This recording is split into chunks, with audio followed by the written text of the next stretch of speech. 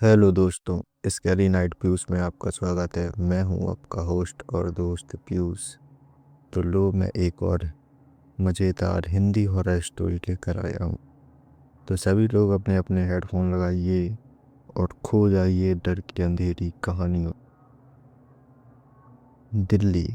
दिन में भीड़ भाड़, ट्रैफिक, शोर, लेकिन रात में दिल्ली कुछ और ही बन जाती है। खाली सड़कें, पीली स्ट्रीट लाइट और वो एहसास कि शायद आप अकेले नहीं हैं। आज मैं आपको सुनाने जा रहा हूँ दिल्ली से जुड़ी कुछ सच्ची डरावनी घटनाएं, जो किसी फिल्म की कहानी नहीं है बल्कि आम लोगों के साथ हुई असली घटनाएं हैं। ये कहानियाँ सुनाने वाले लोग आज भी इन्हें याद करके डर जाते हैं। तो अगर आप रात में अकेले हैं, लाइट बंद है और हेडफोन लगाए हुए हैं, तो ध्यान से सुनिए। ये घटना दिल्ली की एक बहुत मशहूर पुल की है।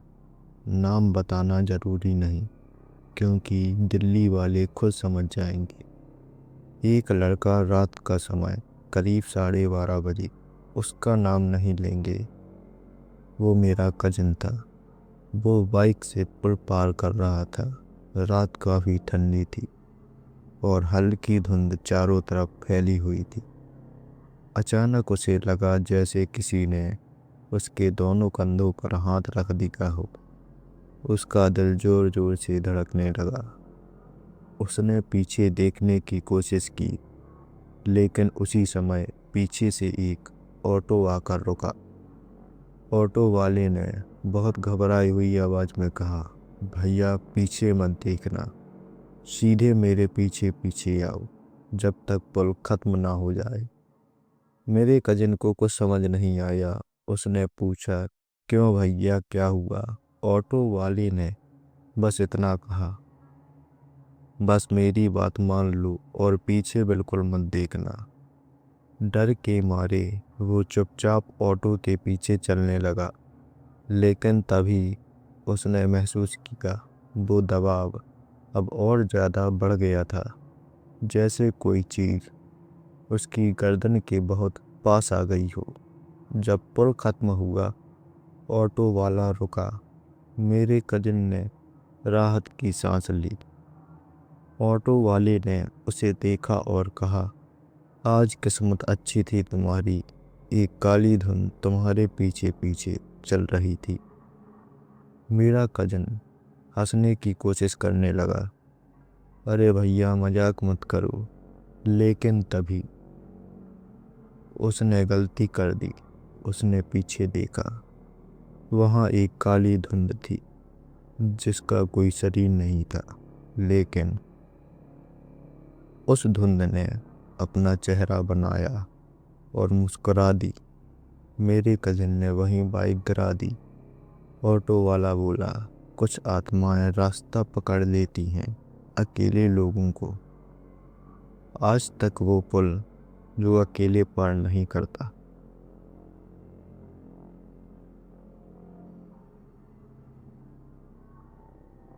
दोस्त की बहन पर साया। ये कहानी तब की है जब हम 7वीं 8वीं क्लास में थे। मेरे दोस्त का जन्मदिन था। उसने मुझे पहले ही कहा, अगर घर में कुछ अजीब लगे तो इग्नोर करना। मैंने सोचा शायद घर में झगड़ा वगैरह होगा। जब मैं उसके घर पहुंचा, सब कुछ बिल्कुल नॉर्मल था।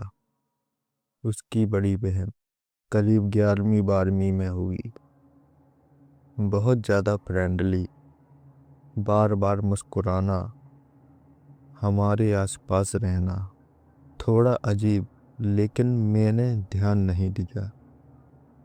केक कट गया, गिफ्ट मिल गया, रात होने लगी। तभी अंदर से जोर जोर की आवाज़ें आने लगी, धम धम धम।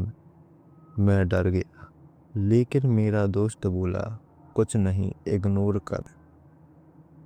जब मैं जाने लगा, तो किचन के पास से गुजरा और जो देखा वो आज भी मेरे दिमाग से नहीं जाता। उसकी बहन किचन के स्लैब पर बैठी थी, पैरों की उंगलियों पर बिल्कुल चमगादड़ की तरह, आंखें खुली हुई, और वो हंस रही थी। लेकिन वो हंसी इंसानी नहीं थी।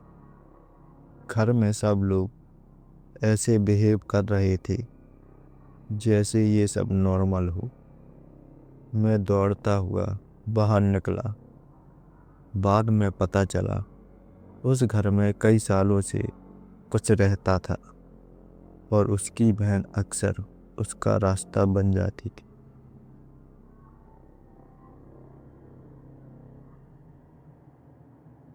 दरवाजे के पीछे मुस्कुराती औरत। ये घटना पिछले साल की है। रात का समय, मैं अपने कमरे में पढ़ रहा था। दरवाजा थोड़ा खुला हुआ था। मैंने ऐसे ही देखा, वहाँ एक औरत खड़ी थी। लंबे बाल, मुस्कुराता हुआ चेहरा, बिल्कुल मेरी माँ जैसी बॉडी। मैंने हंसते हुए कहा, मम्मी ऐसे मत डराओ। लेकिन वो हिली नहीं, मुस्कुराती रही। मेरे दिल की धड़कन तेज हो गई। मैं दौड़ते हुए दरवाजे तक गया और दरवाजा पूरा खोल दिया। वहाँ कोई नहीं था। घर के बाकी लोग अपने अपने कमरों में थे। आज भी मैं सोचता हूँ, अगर वो मेरी माँ नहीं थी तो वो कौन थी। दिल्ली की रातें और अनदेखी चीजें। दिल्ली में रात की शिफ्ट करने वाले लोग जानते हैं, कुछ रास्ते ऐसे हैं जहां रात में मोबाइल भी अजीब बिहेव करता है। कभी नेटवर्क चला जाता है, कभी अचानक ठंड लगने लगती है। कुछ लोग कहते हैं दिल्ली पुरानी आत्माओं से भरी है। पुराने मकान, पुराने किले, पुराने कब्रें, और नए लोग जो वहाँ रहने लगे शायद कुछ चीज़ें जाना नहीं चाहती। ये सारी कहानियाँ सच्ची हैं या नहीं, ये आप तय करें। लेकिन ये तय है, दिल्ली की रातें खाली नहीं होती।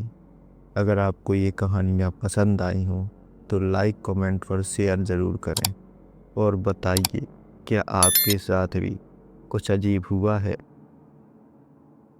मैं फिर आऊँगा एक और सच्ची डरावनी कहानी के साथ।